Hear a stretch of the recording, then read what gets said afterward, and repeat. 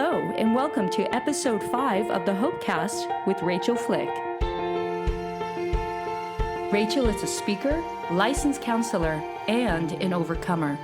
As Rachael is walking through her own journey of grief, she's challenging others to persevere and overcome their own circumstances. We pray that you'll be encouraged by this all-new podcast. Here now is your host, Rachael Flick. So last week I was talking with my mentor Kim, and we've known each other for, we think, about 8 years through the Mothers of Preschoolers Ministry, which is an amazing ministry for young moms and an opportunity to create mentoring relationships.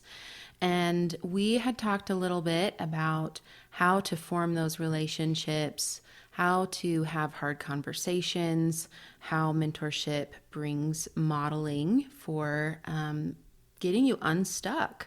So Kim, it's so great to have you again today. Thank you. Thank you for having me, Rachael. I love this discussion and what it brings, the possibility it brings into women's lives. Me too, because I feel like we have some secret sauce and we get to share the recipe with some other people who I really hope jump in and find a mentor or become a mentor from this conversation. I think they will, because those family recipes, those secret sauces, we don't share that very often. We don't. This is like our little secret space, and we're sharing a couple secrets, but not too many. We've got a lot. So when you are looking for a mentor, how do you, I will say from my perspective, I know a lot of women are intimidated to approach a woman who they feel like has more expertise, experience, is further along in business, has older children. And this applies to guys too, absolutely. Kim and I know each other from this parenting sphere, so we're definitely shaping the conversation around women and children, and that's where we started. But these principles can absolutely scale to anyone in any sphere. So let's say that I see you and I really like how you are a teacher or a mom or a businesswoman, and I want to approach you. What are some tips for me to come to you and open a conversation about that? One of the first things that you should do is think through what you would like from this relationship. And when you think about it, put into words on paper or talk through with somebody else. I really want to have, and I'll give you an example from my own life. I really wanted to have a woman who had run an international business, who had been in ministry at the same time and had success with it and had learned good boundaries. Just no big deal. Just all of those things. I wanted all of those things. And this is it might be a later in life thing, or you might just be somebody who is running Facebook right now and you want a mentor. Okay, so don't be afraid of who that person is, but understand what you would like. Okay. And then approach them, and know when you approach them, of course they could say yes or they could say no, but the more information you give them about what you're looking for, the more likely they are to say yes. Okay. Also, be ready to maybe have a little give and take. You'll want to give and take in areas like maybe she only has once a month to meet for an hour and a half to start with, but when summer comes, she might have twice a month available. So give yourself the space and the courage to say, that's okay. She's not rejecting me. She's telling me what she can do. Also, I'd like you to really remember that that woman was poured into you by a lot of other women. Wow. So don't see her as some kind of goddess or someone who is beyond you. See her as a work of art. Everything she does is because of other women and other people who have poured into her. And that's who you are. And you deserve to have that much poured into you as well. That's really important. The point that we should not put our mentors on pedestals, because the only person who can support those kind of expectations is really Jesus. And I really hate falling off those pedestals. It's a hard fall, isn't it? It is a hard fall. To disappoint people. Yes. Yes. So realizing that no one truly has it all together. That's correct. We all have faults and failures. Your mentor that you think is so amazing that you are seeking, she is a real person. She puts her pants on one leg at a time. She has morning breath. She loses her temper. She is human just like all of us. Absolutely. And those are the things that make you want to be mentored by her, because she's not pretentious. She's not putting on a show for anyone.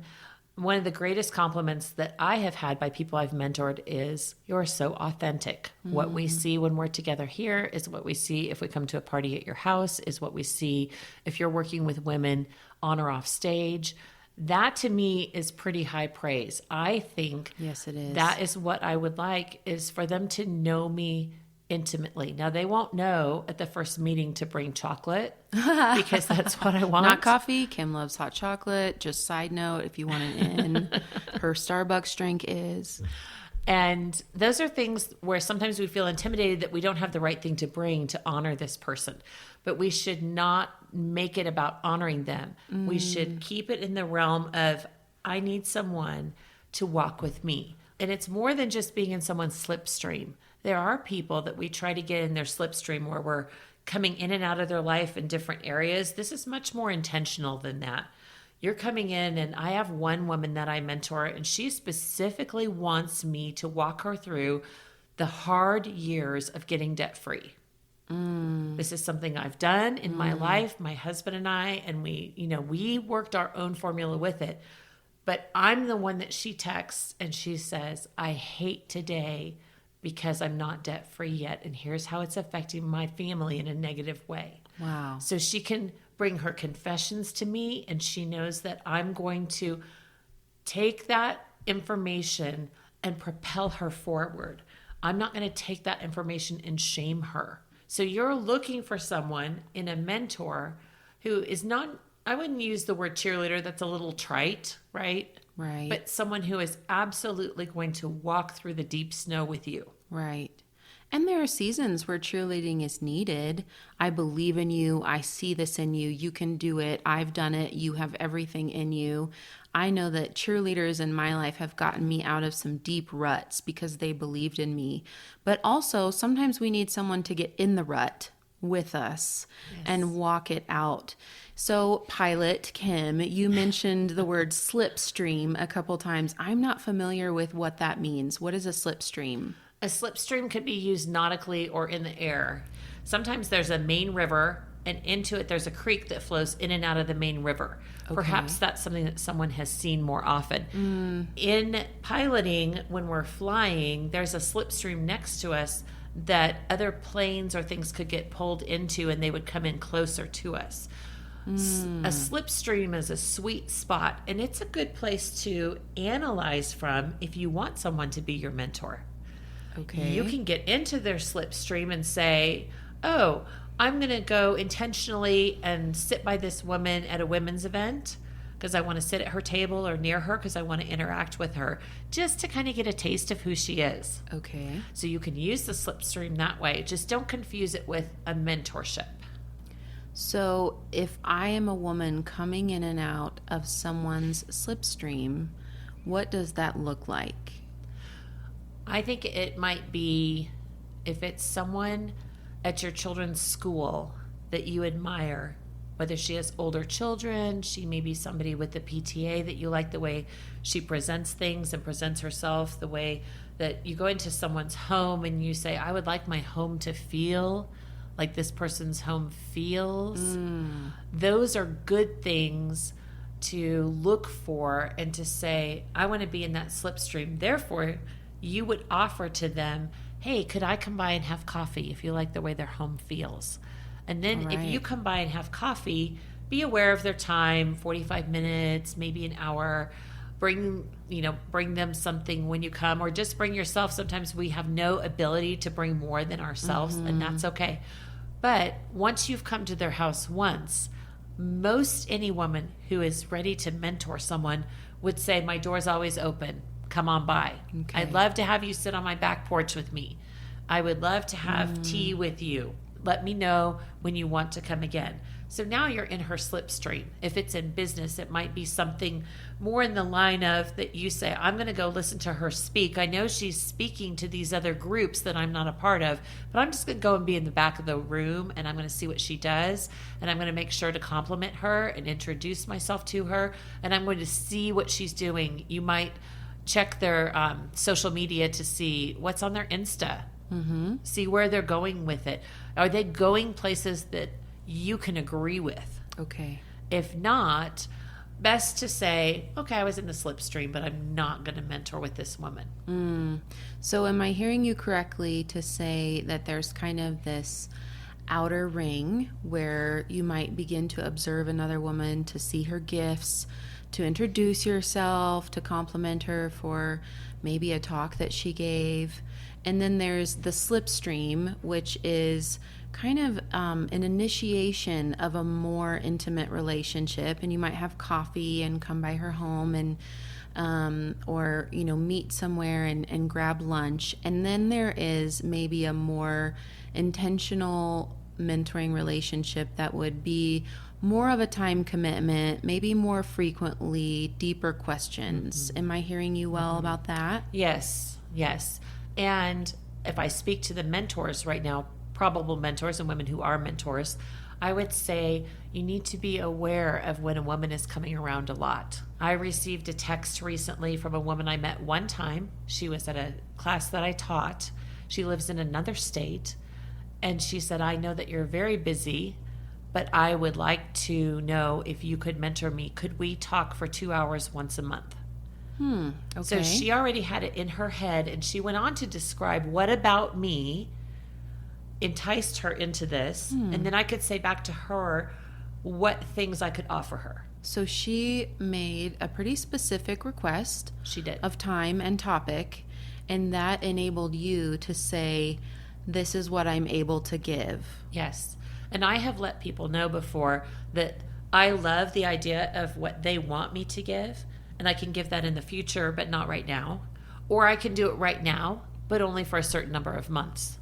That's really great with setting realistic expectations. I Yes. think some people, when they are uncertain about how long a mentoring relationship might go, or how much time might be asked of them on a regular basis, they might be intimidated by not being able to give to the level that would be asked of them. Or even more intimidating would be the insinuation. Like, we didn't talk about how much time you would like to spend up front.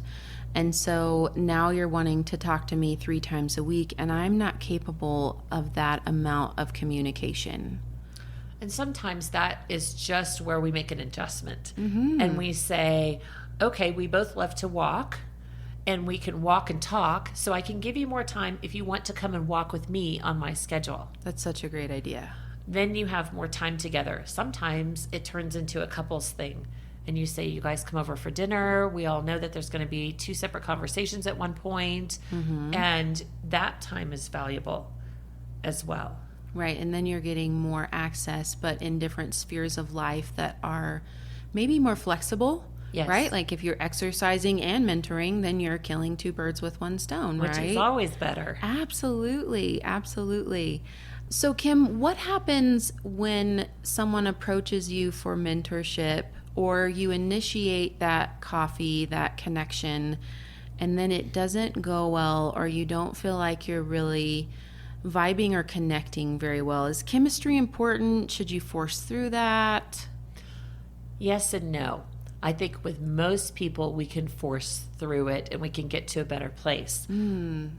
Both people have to be willing to work through places rather than we're going to throw out the baby with the bathwater. Right.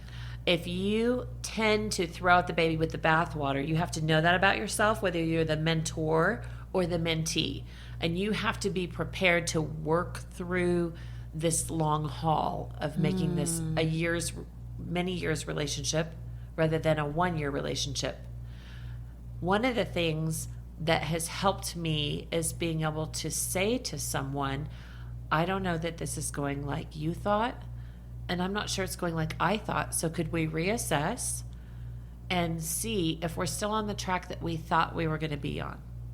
And the ability and the freedom that comes with that little bit of setting a boundary, that we're going to open it up and we're going to look at it. We're going to be a surgeon for a minute. That brings a lot of freedom. Sometimes people say, you know, I loved the year we had together, or I loved the 5 years we had together, but I have other mentors and other things to do.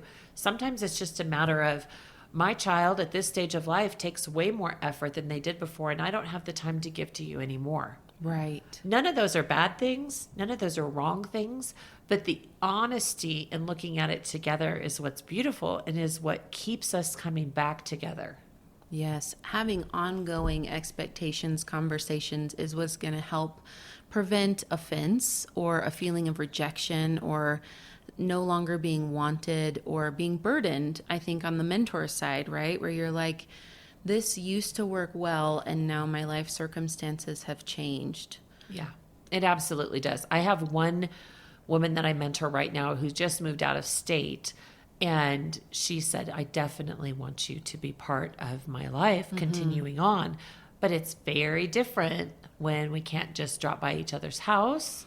We can't go for a coffee. And so now it involves things like she has to be flexible for my travel schedule.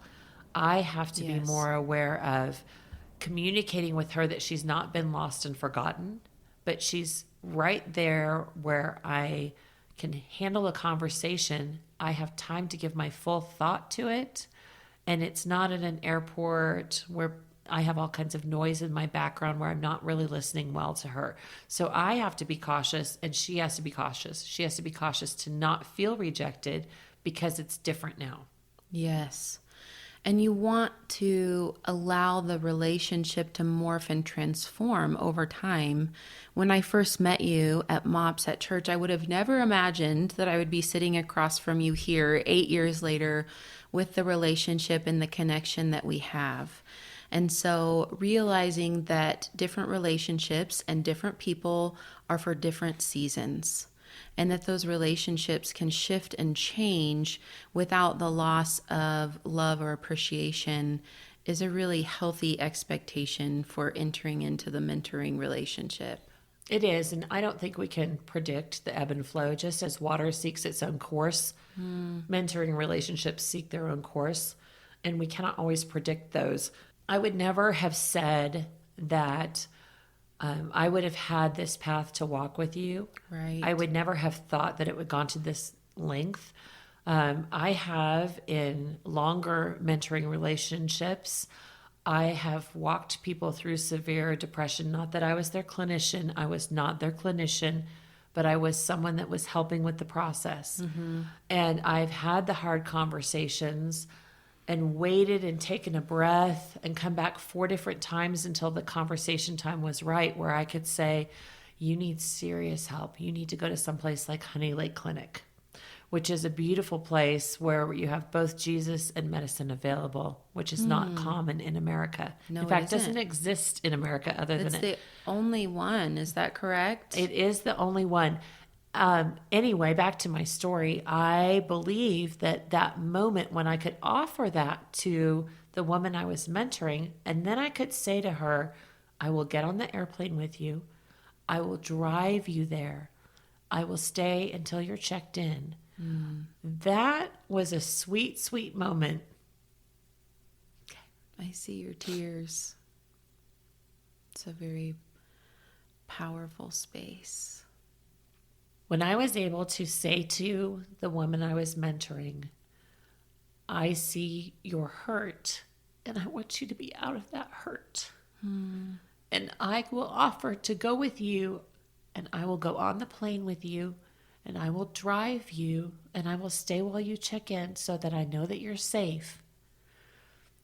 That is an extraordinary mentoring opportunity. It may come in many different forms, but there are some parts of that that all mentors need to be aware of. One is that we are not counselors. There are things that are far beyond us. It is not our role to tell someone about taking medication or not taking medication.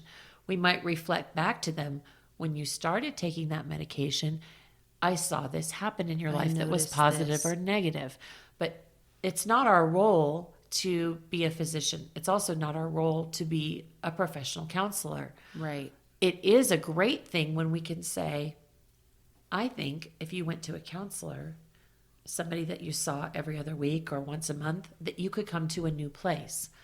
Just like I said to my friend, if you went to Honey Lake Clinic, I think that you could find hope that you cannot find in your everyday life. That was what I was offering, was the resiliency of there's more in your life to come than where you've been before. Right. And I will walk with you. One of my friends says it's because I'm a mud pie friend. If she's in the mud, I will climb down in the mud with her, but we won't stay there. Right. We'll be there momentarily. We'll be there, which might be months, but it's momentarily. And then together we're going to come back out, because she doesn't have to be alone as she climbs back up. Absolutely. And to get to the place where you have the level of vulnerability and trust and realistic expectations, to be able to say to someone in their dark night of the soul, I'm here, I'm with you. I don't have all the answers, but I will walk you through to the place where you can see the light again for yourself. That is sacred ground. It is sacred. It's very sweet. And it's had many different storylines. There's been stories of women who are being beaten, or their children are being beaten, and we go and we physically move her out. And when you say we, you're saying you and your husband, Brad. Yes, Brad and I. Others where a resource that we have, which might be a piece of furniture or some money, is something that can get them from point A to point B, and we can help with that. Sometimes it's just saying to them, I'm going to pray, and I'm going to expect, and I do. I'm very expectant in prayer. I'm going to expect abundant provision from unusual places that you have not even thought of, and God is going to bring that into your life. And that spiritual covering is something that we haven't even talked about for mentors. Right. Yes, that's definitely next level. And it's important. And maybe we need to have another episode where we can talk more about it again. I feel like there were so many stories that we could have shared and that we didn't get to today. I think that some of the things that we want to bring to the light and remind the listeners about is that resilient people seek and receive mentorship, because mentors model healthier behaviors and patterns. Mentors are able to see into our blind spots and bring clarity, and they can help us change our thought processes, which can encourage us on the path of healing and keep us from getting stuck. And remember that as you develop your relationship with your mentor, choose to be vulnerable. Step out one piece at a time in appropriate ways and places, and that trust, depth, and intimacy will grow over time, and you will cultivate it. So Kim, this was so beautiful. I love that we got to share some of our passion and our fire with the listeners, and then also some of those really sweet, tender places between us and just experiences that we've had in mentoring spaces. If listeners want to learn more about you, they can visit you at KimberlyOster.com. And when they get there, you will have for them 5 topics for your first mentor meeting. Kim, would you just spell your name for us one more time? Sure thing. It's Kimberly Oster, KimberlyOaster.com.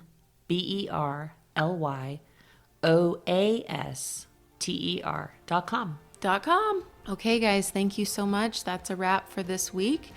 I'll be looking forward to connecting with you next week on the Hopecast with Rachael Flick. You've been listening to the Hopecast with Rachael Flick. To find out more, go to rachelflick.com. While there, you can discover more information about all the platforms that this podcast is on. Also, be sure to click on the social media icons at the top of the page, and you will be directed to Rachael's social media sites. While you're online, you can book Rachael for your next speaking engagement. Her inspiring message will be sure to engage and touch the heart of your audience at your next conference, church event, or business function. Go to rachelflick.com to book her today. Well, that's all the time we have for this episode.